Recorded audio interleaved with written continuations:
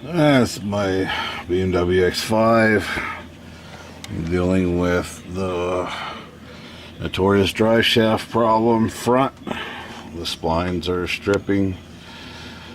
Mine fortunately hasn't gone out all the way, so it's just starting on the inclines. If you give it like a normal acceleration throttle, you'll hear it trying to slip, so you gotta baby it off the line, and once it gets going it's good. But the biggest thing is mine is not stripped out all the way yet, so it'll still have some of those threads be useful.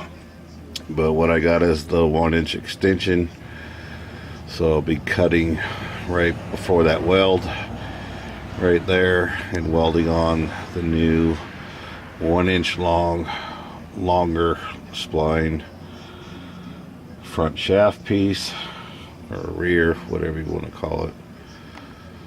So now we're just trying to get it out. I shouldn't say we, I am. Here's an upside down view of it.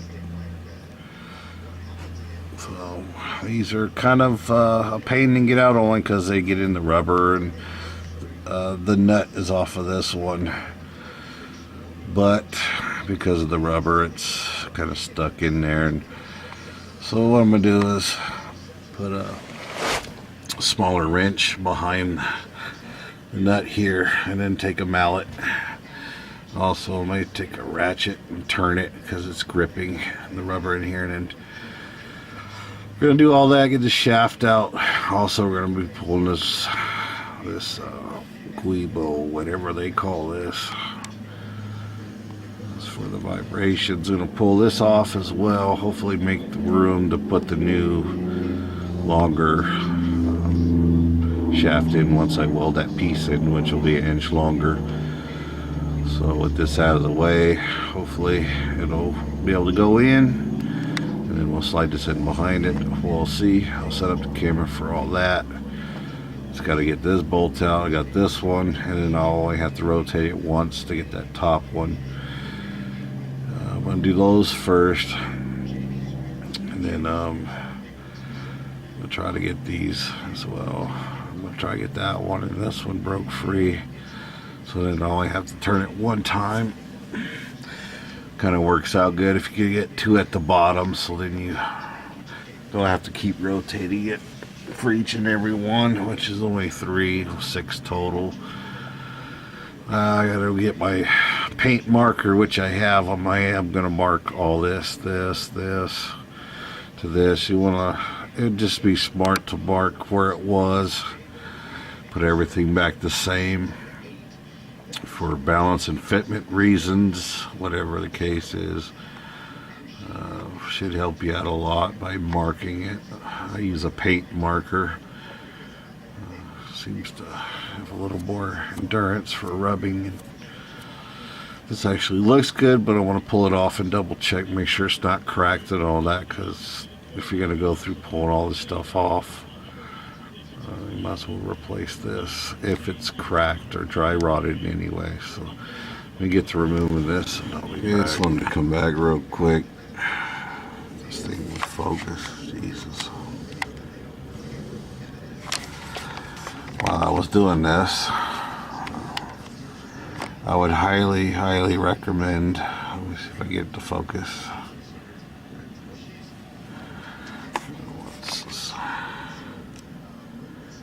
Okay, there we go. I would highly recommend using a ratchet wrench. So what I'm doing is, because it's tight in the rubber, just take this and have to keep tightening it. You could probably use a socket with extension. The sway bar is loose, but you just do that and it comes right out. So the sway bar is loose, of course. When you take the skid plate off, if you still have yours, you can move it around and lift it up and all that, but that's not too much of a deal if you have a ratchet wrench. Like I said, 2 of these are facing down, so it's able to get this one out real easy because there's a lot more clearance between the sway bar. But With this one, the sway bar's kind of right behind it, but a ratchet wrench makes quick work. So now I'm going to try to break this one free, which is not part of the shaft, and then hopefully get that one. Actually, I'll try to take it out, and then I'll rotate it to work on the other ones. Alright, this has been a chore and a half. I haven't even got the other bolts off yet, but I got the shaft bolts off. Like I was explaining, marked it there, and then let's see if you can see it from this flange to there, from the flange of the dry shaft to here. I put 2 lines so I don't get them confused. Other than that, let's try to get this thing off. It's unbolted now. Let's see. It's probably gonna be hilarious to get out of here. So it looks like I'm gonna have to take this off for sure. Kind of sucks, but it is what it is. So I got 3 more bolts to go on here to get these off, and these are not fun to get off. Mine are on there pretty good, so I'm gonna attempt to do that, and we'll see if we can. Alright, just got it out. Mine definitely had to be replaced at one time, or it's good conditions, I guess. No dry rot, no crack, nothing, so it's all good there. Let's get ready for some exercise. You put it in neutral, be able to spin it, but then you're gonna be able to.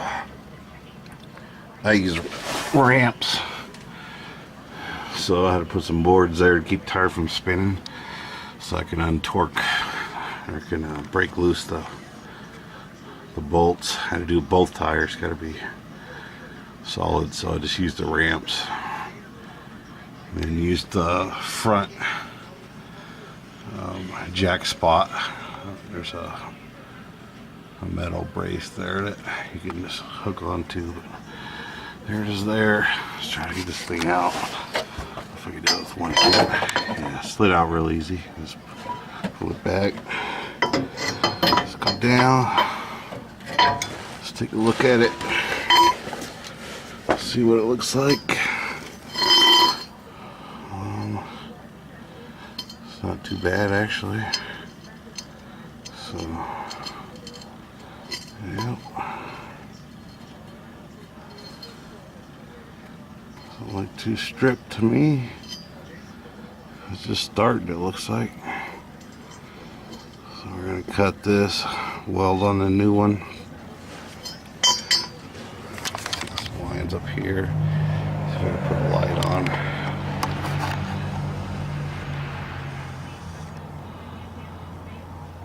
There's the splines. If you can see it up there. They go pretty far in there. It's probably, I would say, 3 inches of splines in there. At least 3. So I caught mine early, so it's all good now. So we get to cut the shaft, get the new one welded on. Gotta do the measurements and all. Okay, what it is took the Sawzall, cut the front of it off, and measured out 29 1/8 inches. That's going from right here, flat spot, to the tip of this. I put this on here flat as a reference. So this end comes to 29 1/8. So the new part, when I get it in here, I'll make sure I measure it out. So right now I'm just gonna take in my file, clean it up, make sure it's all nice and smooth, and then I'm gonna clean the inside out. So I'm get doing that. So I got it all cleaned up, no burrs, nice and smooth. One piece. It's a really good fit. You can feel the air. of wobbly, barely moves. It's so tight, you can see it, the air pushing it. It's good fit, good quality. So we need to make this exactly 30 1/8, which is right there. Let me turn this measuring tape around, y'all can see. So 30.125, which is 1/8. Perfect. So I'm gonna go get my welder and I'm gonna weld this thing up and we'll go from there. Here's the old one, by the way. The little piece is cut off. Cut it right before the weld there. Right on the. That's pretty much it. I don't know if you can kind of see the shiny teeth. Mine was just starting to strip. So, caught it before, so the threads are still there. They're still drivable. But I'm going to add now an extra inch, so should be a lifetime fix for this vehicle. Let me get my welder out. I got it welded on. I've already checked it, rotated it and all that. It's exactly 30 1/8 inches. Right on the money. I mean exact. I checked it in all 3 flat spots, rotated the shaft just to make sure nothing was crooked. Decent weld. It's not the best, but it'll do. It's welded. So now I'm just waiting for it to cool down a little bit, and I'm gonna spray paint that just to help rust prevention. It's still gonna rust, but I'll help it out a little bit, and I'll start putting it back in the truck. Okay, got it all painted up and letting it sit, still cooling down. It's still kind of hot, just a touch. Paint won't be a problem. I used just what I had, which was some wheel coating. So just sprayed it, get some coverage. It's not for no car show, but so I'm about to see if it'll go in without dropping or moving the transfer case or anything like that. So the moment of truth is coming. Will it fit without doing any crazy other work? So it's been over an hour. I can get about 1/8 inch maybe. Thread started, but it ain't gonna fit in there. See, it's hidden right there, so it's about 1/4 inch off. Probably see it better right there. So this, the dry shaft flange, this is the flange for the front diff, so you can see it's that far off. It needs to go up here lengthwise. So for Nathan's Garage and that kid guy and all them doing these X5s videos, I did watch a couple of theirs. They're good mechanics, good people, don't get me wrong, but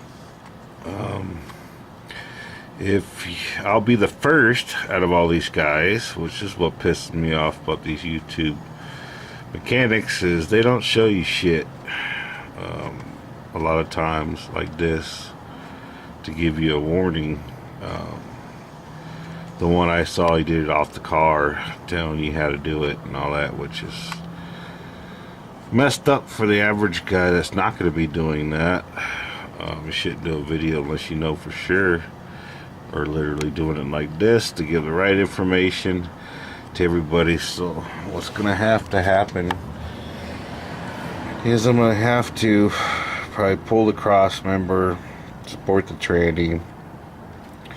I think it's 8 bolts for the transfer case, to loosen those bolts to slide it back 1/4 inch that I need to get this drive shaft to clear that flange, because it's just enough angle where the threads aren't letting it go in, which really sucks.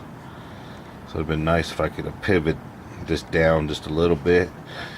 That'd be golden, but because that's transfer case and tranny and the engine block and the front diff is all attached together, there's no way to do that. So all I need is a 1/4 inch, which really sucks.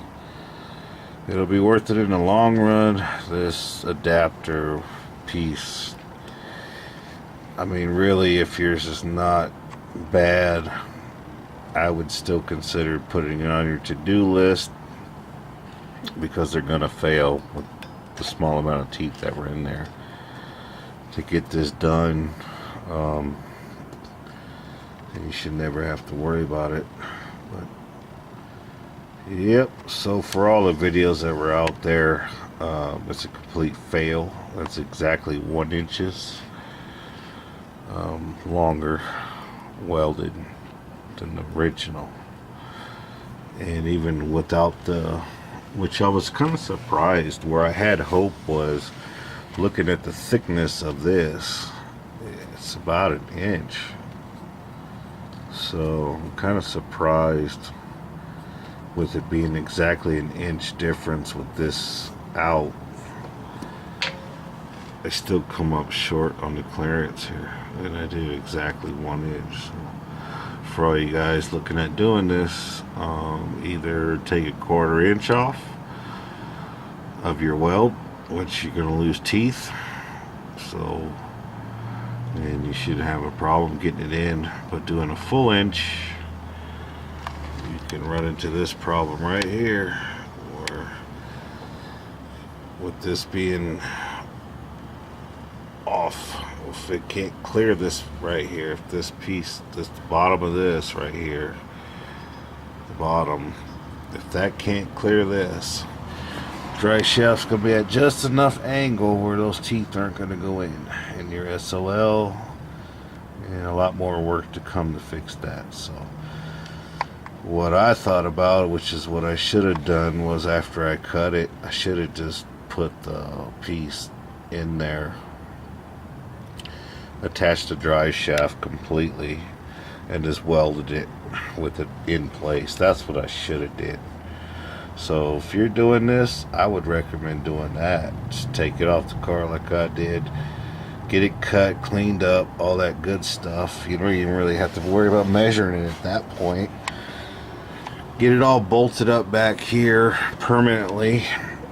You'll slide your adapter in, which you can actually slide it in the tube further, and then pull it out, slide it in where it needs to go, which actually you'd probably benefit even more, because you'd be able to sink it as far as you can, get all of new teeth, and then weld it. That's what I would do.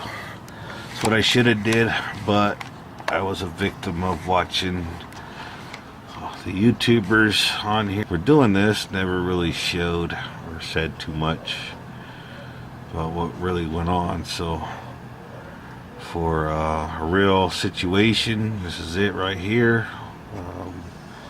Look forward to doing a lot more work to get that clearance, when I should have just did the weld with it up here, which, you know, with it in neutral, you can just do your 1/4 weld, spin it, 1/4 weld, would have been perfect. So I'm gonna call it quits for today. I'll be back at it tomorrow. There it is, an update. It's in all the way. More threads than normal. All the threads are in. I did exactly what I said, which I wish I would have done in the first place. I had to grind off the welds, the weld that I did, so it would slide. Put the shaft in. This can slide into the tube far enough, obviously you can see all that grinding. This slid all the way in, so I was able to get it in the splines, get all that mounted, and then this was pressed in all the way, so it's got threads pretty far. Should last a lifetime at this point. Now I just have to re-weld it because right now it's not welded. This tube will spin on this. But so if you're going to do this, to avoid any big headaches, cut your shaft, get all the burrs off, take your new piece, slide it in, make sure you can move it, slide it all the way in, put the shaft up before you bolt it all the way in, just kind of snug it, make sure this is slid all the way in, and weld it on the car. If not, you're going to lose about a 1/4 inch of threads, so you're only going to have 3/4 inch if you're lucky of new threads, but that's maybe not smart. Or you're going to have to do the transfer case, slide it back to where you got room. You can avoid all that crap if you just keep this loose, get the shaft in there, and pull this piece, you know, slide it in all the way, and then snug the bolt, and then do your final weld, and you're done. You don't have to do all this other shit, transfer case, all that. So, and you'll get now at least 1 inch or more of new threads. So that's how you do it. There's no way. This was 29 1/8, and at exactly 1 inch, which I showed you was 30 1/8. There's no possible way to get this in without damaging this, grinding it, whatever. There's no way to do it unless you pull. You can do the 9 bolts or whatever on this transfer case, loosen them up about a 1/2 inch, slide this back. But to do that, you would have to undo all your heat shields. You have to unbolt this whole cross member, and you have to support the tranny, which I see people do it by the pan. Never do that. I see it time and time again. It's the worst thing you could do. Supported by the bell housing. I even see mechanics that have been doing shit for years doing that, and you gotta think about it. If these bolts on this pan are inch pounds, that's next to nothing. It's a 1/4 turn pass tight, pretty much, because you don't want to over squeeze the gasket.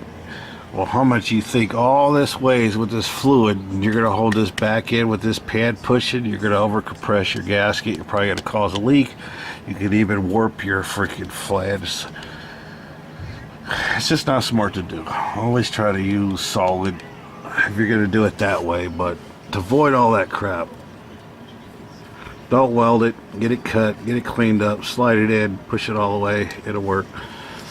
And slide it, you're good. You'll get more threads this way too. And it doesn't matter, because no matter what, you're going to have to take off your transfer case to get this out anyway, even if it was 1 inch longer. So you're better off just doing this and never have a problem. So now I'm going to get to welding it, finalize it. So let me get to working.